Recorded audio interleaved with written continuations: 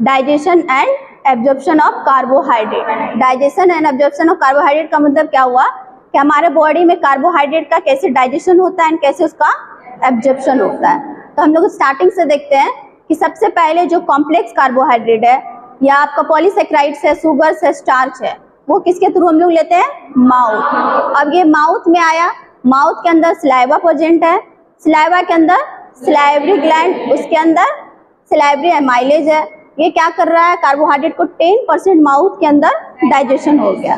Then food आया stomach में, stomach में मिला HCl के वजह से वहाँ पे डाइजेशन होल्ड हो गया, ठीक है, उसको वहाँ पे डाइजेशन रोक दिया। देन फूड कहाँ आया? स्मॉल इंटेस्टाइन में, और स्मॉल इंटेस्टाइन के अंदर में 90% कार्बोहाइड्रेट का डाइजेशन होता है। एंड किसके थ्रू? तो जो पैंक्रियाज है, पैंक्रियाटिक जूस भेजता है जिसके अंदर में पैंक्रियाटिक अमाइलेज प्रेजेंट है।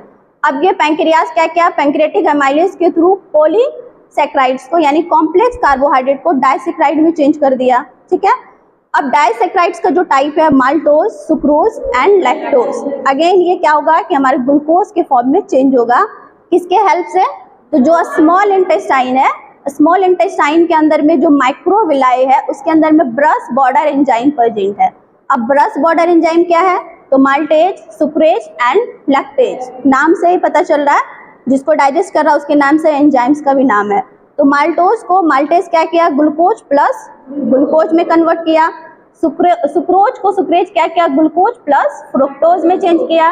एंड लैक्टोज को लैक्टेज क्या किया? ग्लूकोज प्लस ग्लैक्टोज में चेंज किया। अब यहाँ क्या हुआ कि डाइजेशन का प्रोसेस खत्म हो गया। यहाँ पे ग्लूकोज जो है ये सिंपलेस्ट फॉर्म ऑफ कार्बोहाइड्रेट का मिल गया, तो ये हमारे ब्लड में इजीली एब्जॉर्ब हो गया। बट फ्रुक्टोज और गैलेक्टोज अभी भी ये क्या है कि सिंपल कार्बोहाइड्रेट में चेंज नहीं हुआ है। अब ये जाएगा हमारे लीवर में through portal vein. And liver के अंदर में 2 एंजाइम्स प्रेजेंट है जिसका नाम है फ्रुक्टोकाइनेज एंड ग्लैक्टोकाइनेज। अब फ्रुक्टोज को फ्रुक्टोकाइनेज क्या किया? ग्लूकोज में चेंज किया। एंड ग्लैक्टोज को ग्लैक्टोकाइनेज क्या किया? ग्लूकोज में चेंज किया। क्योंकि हम बात किए थे क्या कि जब तक ग्लूकोज का फॉर्म नहीं होगा तब तक हमारे ब्लड में एब्जॉर्प्शन नहीं होगा। अब ये ग्लूकोज फॉर्म मिल गया। अब यहाँ क्या होगा कि जो भी हमारे सेल्स को हमारे बॉडी के लिए जितना यूटिलाइज करना होगा उतना ग्लूकोज का एब्जॉर्प्शन हो जाएगा। बाकी एक्सेस ग्लूकोज क्या होगा? ये जाके स्टोर हो जाएगा। और इस वाले प्रोसेस को हम लोग बोलते हैं ग्लाइकोजेनेसिस, यानी फॉर्मेशन ऑफ ग्लूकोज, ठीक है, फॉर्मेशन ऑफ